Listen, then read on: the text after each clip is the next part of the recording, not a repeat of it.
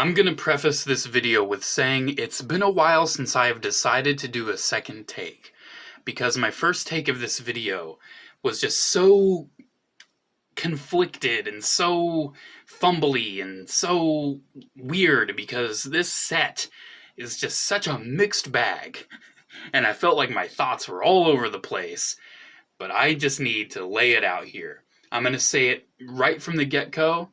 Get-go. What's a get-go? Is that a company? Probably. I'm just going to say right from the get-go, these are a mixed bag. Absolutely. Because the Boba Fett, I mean, look at it. Absolutely amazing. The Boba's great. But the C-3PO and R2-D2, yeah, there's some issues. So first off, let's talk about how these were released. C-3PO was released months ago. He was released so long ago, in fact, that I couldn't even find his coin. I was going to show you the coin from the one I opened up, but I couldn't find it. So instead, I'm just going to show you all of my 30th anniversary coins that I found in its stead. There's Darth Revan right there. Be a little jealous of that. But yeah, I have a lot of coins, and I'm going to add the other ones to this, but unfortunately, the C-3PO one, it's somewhere, so I'm sorry you won't be able to get to see the description. You can hardly read on the back of the coin. But C-3PO came out months ago, for whatever reason, and he was all over the stores. He sold out, pretty fast. They clearanced him out. He sold out online, and months later, here comes Boba. Here comes R2-D2. I had pre-orders. I only pre-ordered one of each, though, and I was like, oh man, I wish I would have gotten two, because I want to have a set loose and carded, because I'm a freak. And for whatever reason, they silently canceled my pre-order, and I was panicked. But thankfully, a couple days later, I was able to order them in stock at 2 in the morning. So I had to stay up for that, and my sleep schedule is still a mess after staying up for that. But here they are. I have them. And honestly, I normally give my recommendation at the end, but I'm gonna preface this by saying, get 2 Boba Fetts, but only get 1 of R2 and C-3PO, and do not open them up. Because all 3 of these reuse vintage collection molds. The Boba Fett, that TVC figure came out, what was it, like 2020, 2021? It's very new, and it's very good. But the droids came out about 12 years ago. They are very old, outdated, and they both of them have superior versions that have been made available through the Disney Droid Factory line. There's better versions of Astromechs and Protocol droids. They should have repainted those, because these molds, they have degraded, especially with C-3PO, and R2-D2 is just a mixed bag. I've never really liked that figure. Let's just get into it. Let's just go. Here's C-3PO. Let's talk about the card first, because let's have a little bit of happiness. So, this is one of the few sets where they got me on having them both loose and carded, because I love the droid stuff. And they just got me. They got me on these cards. The cards look spectacular. I love seeing the coin up there. You can see my C-3PO. The coin's a little sideways. You can see the coin looks nice. I just love how the card looks. I love how I can see the name through the bubble. I love the card art. I've always liked the style of the Holiday Special and Droids animation. You can see the back of the box. You can see it's got a little descriptions up there. And it's got some neat little descriptions. And look at the pictures. They posed Boba. They posed Boba like a Kenner figure. That's so cute. Yeah, the packages are great. And I'm very happy that I have a carded set. They look amazing. They present amazing. I love this packaging style.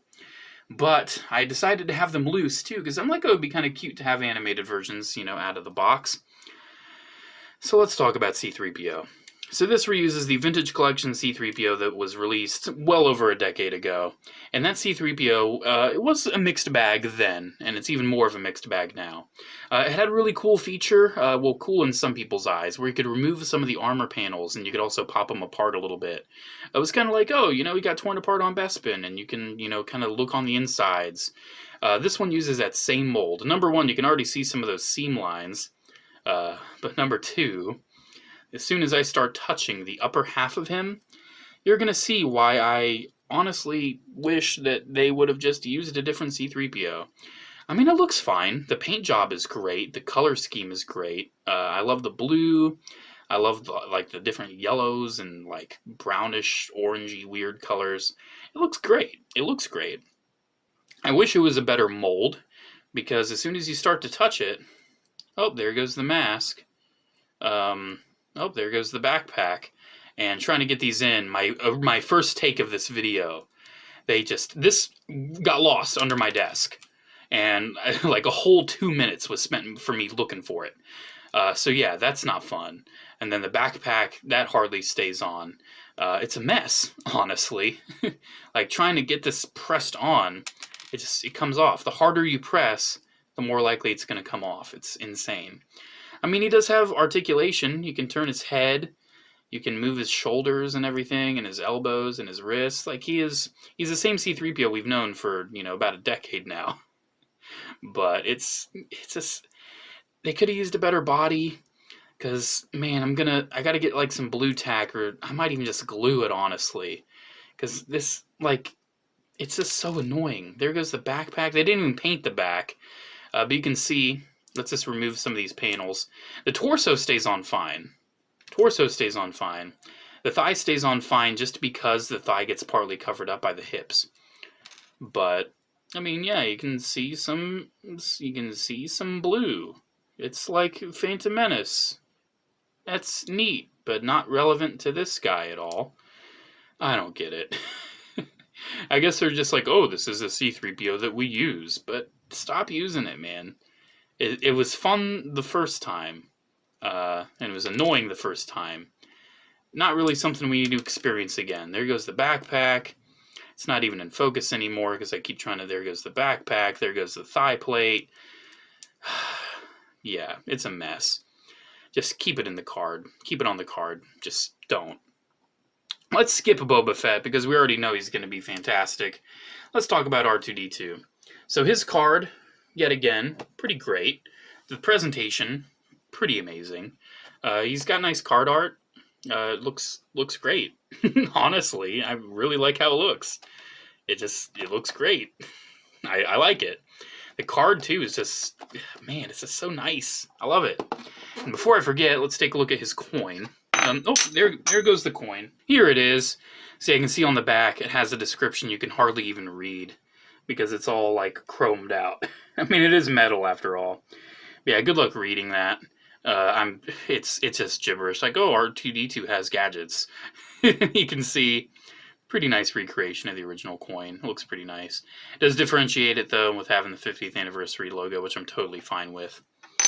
So, the figure. I've never really liked the original Vintage Collection R2-D2 because it's one of those things where, yes, it can do stuff, but it can only do, like, one thing at a time. So, yeah, you can have him with the leg down, but if you want his leg up, now he has the scope up. You can't have both. You have to pick. So that's a shame. And you can't rotate his head with the scope either up or in. You can't rotate it at all. If you try, it'll pop out, and it only takes you so far. So if you want to rotate his head, you have to take that out, and now he just has a hole in his head. And he also has a hole in his head because this figure was specifically made just for the drinking glasses from Jabba's palace. Yeah, it's annoying.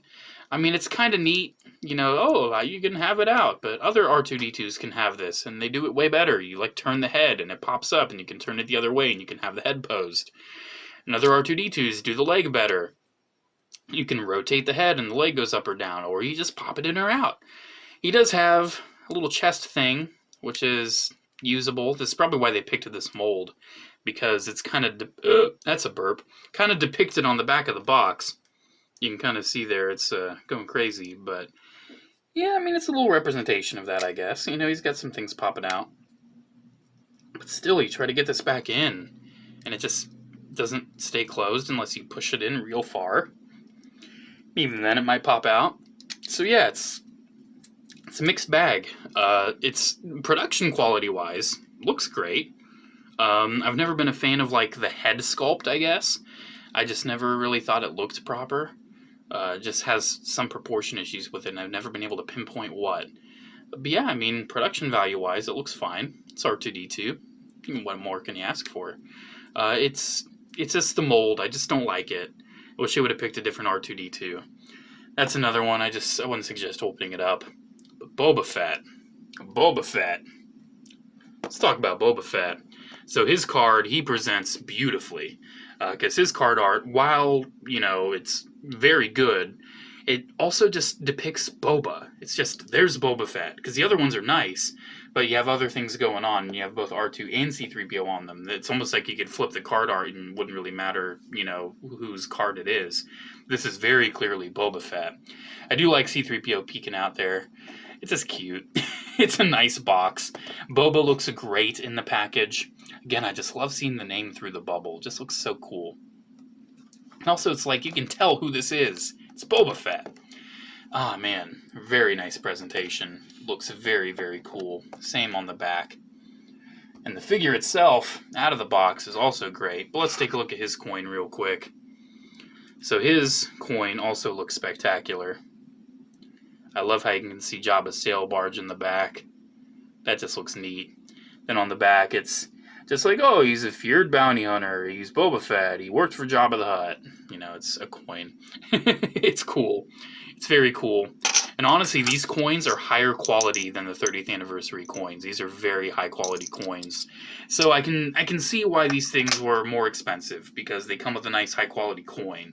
But also, man, this whole set, all this that you're seeing here, costs like $90 to get all 6 of these. Dang, man. Dang. Ah, jeez.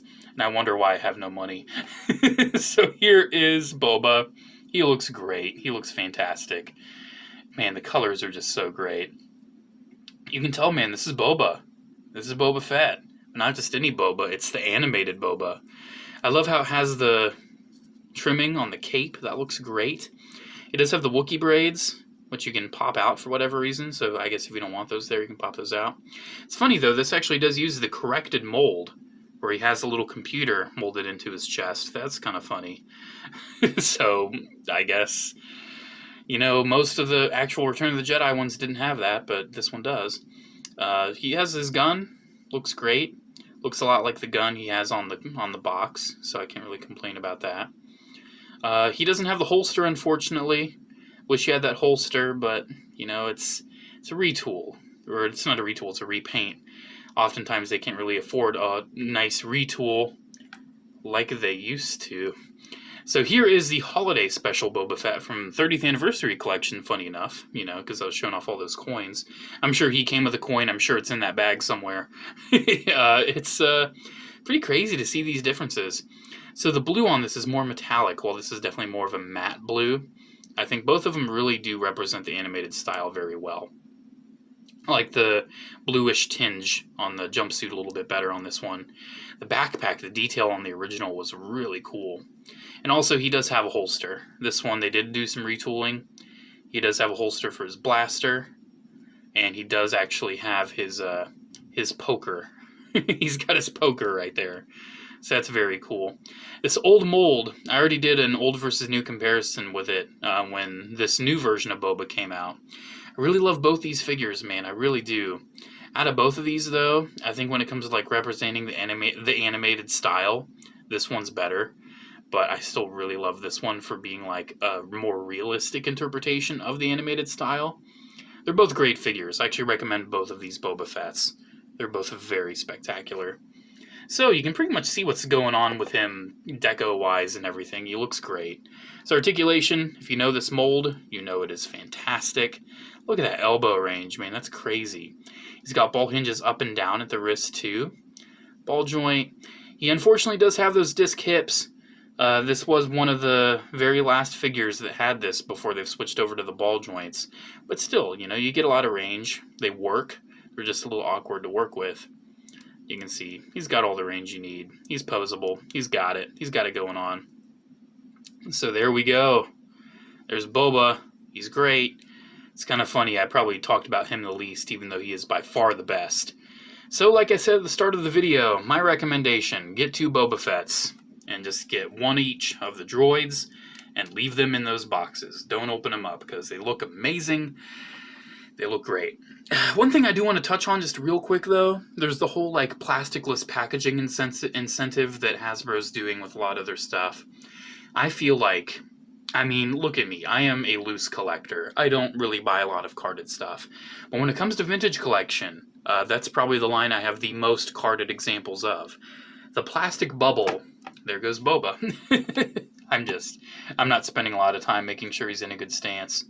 And also the disc hips always made some of these newer figures a little more difficult to stand. But, like I said, you know, I feel like the plastic bubble on TVC is a part of the product. So I hope they don't get rid of vintage collection, and I hope they don't try to butcher it for the sake of, oh, we're trying to get rid of plastic. No, I feel like the plastic on these is a part of the product.